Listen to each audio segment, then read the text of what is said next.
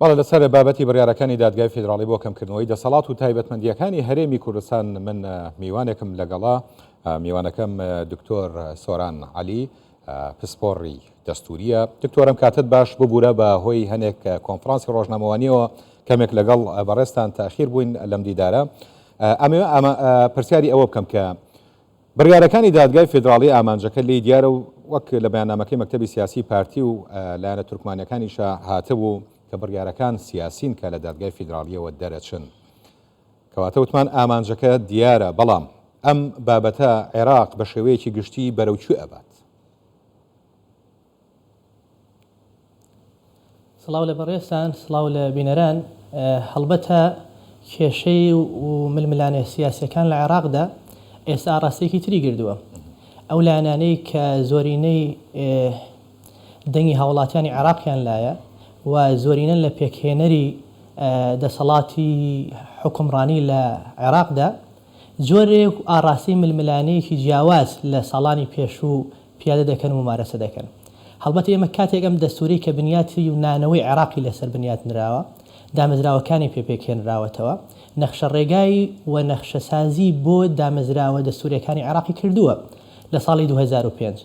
بەڵام ئەو هێز و لایەنە سیاسی بەشدارانەی کەوا لە پێکهێنانەوەی دەوڵەتی عێراقدا بەشدار بوونە، هەمان هێز و توانا و شوێن و مەکانیان لە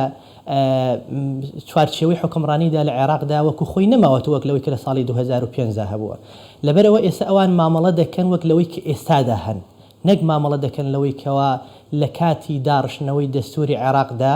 لە چی قۆناغێکدا بوون و دەیانویست چۆن عێراق بنیاد بنێنەوە. هاوکێشەکە زۆر وازەحە.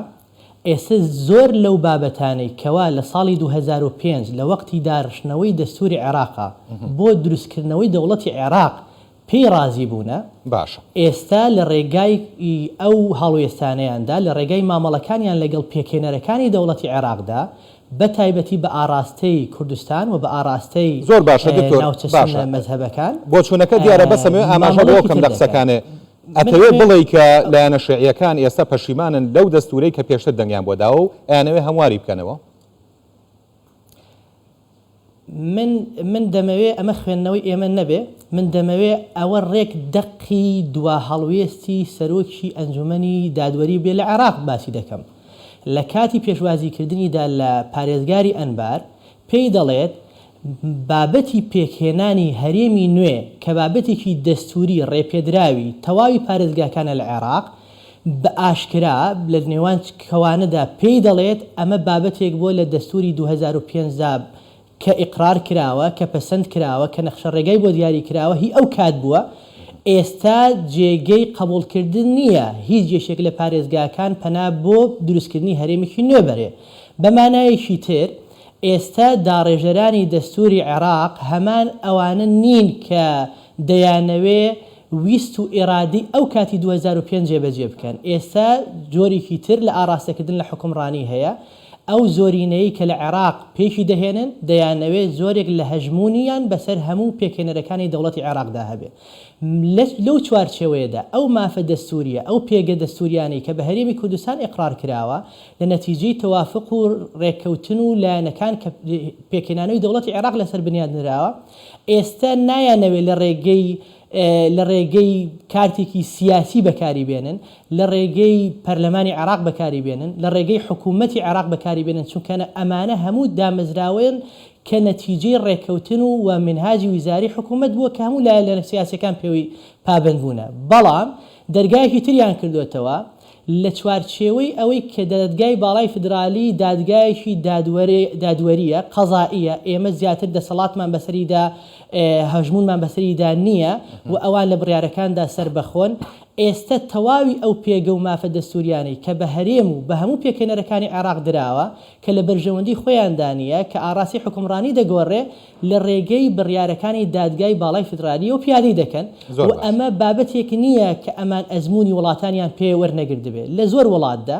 بە تایبەتی لەو دەوڵەتانی کە فیدرالین کاتێک دەسەڵاتە فیدرالیەکان دەیانەوێ قەبارە و بوونی هەرێمەکان ئەوانەی کە بەشدار بوونە لە دەوڵەتە بگۆڕن پەنا دەبن بۆ هەمواری دەستور. بەڵام لە عێراقدا هەمواری دەستور بە شێوەیەک ڕێکخراوە کە پێویستە بۆچوونی ئەو لایەنە سیاسیانە کە پێکهێنەری دەوڵەتی عێراقن بەشدار بن تێدا بە تایبەتی بۆ هەرێمی کوردستان چونکە لە هەردوو مادی دەستوریە کە باز لە هەموار دەکا پێویستی بە ڕەزامەندی ئەنجومەنی پەرلەمانی کوردستان هەیە یان دوو لە سەرسەی تەواوی دەنگدەرانی هەرێمی کوردستان هەیە لە هەردوو حاڵەتەکەدا ناتوانن ئەم ئامانجە بەجی بێنن لەبەر ئەوە پەنا بۆ لایەنێک دامەزراوەیەکی تر دەبن کە جێگەی دانوستان و جێگەی مساوەکردن و تەفاوز نییە بۆ دوای بڕیارە زۆر باشە دکتۆرە من پرسیارە بکەم لێرە یعنی ئەو بڕیارانەی دادگای فیدراڵی ئەیدات وەکوێ بڕیاری قەتعین بڕیاری نهایین چه چارەسەری هەیە بەرامبەر بەم بڕیارانە یعنی دادگای فیدراڵی لەسەر بڕیارەکانی خۆی بەردەوامە هەر ڕۆژە بڕیارێ دەرەکا بەرامبەر بە هەرێمی کوردستان بەڵام چارەسەر چییە یعنی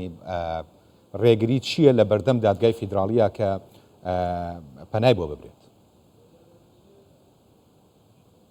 باشترین چارەسەر بۆ ڕێکخستنەوە و ڕاستکردنەوە و دروستکردنی ئەو ئاراستە دەستوریە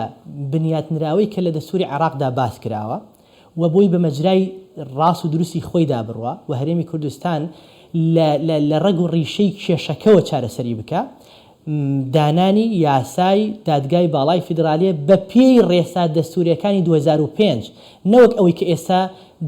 دادگای باڵای لەسەری بنیاد نراوە ئەویش بەمەرجێک ئێمە ئەگەر لە کاتی دانانی یاساکەدا دوو بابەت تایە جێگیر نەکەین هەر وەکو ئەو یاسایی کە ئێستا دانراوە ئێمە دەکەوینەوە بەر شاڵا و لێشاوی ئەو بڕیارە سیاسیانەی کەوا لە دادگای باڵای فیدرالیەوە دەردەچێت ئەو دوو بابەتەش یەکەم ئەوەیە ڕێژەی دەنگدان لە ناو دادگای باڵای فیدرالیدا چۆن دەبێت و ئەو بڕیارانەی کە تایبەت دەبێت بە هەرێم و پارێزگار ڕێکنەخراوەکان لە هەرێم نابێت بە هەمان ڕێژەی بڕیاردان بێت لە یاسا ئاساییەکان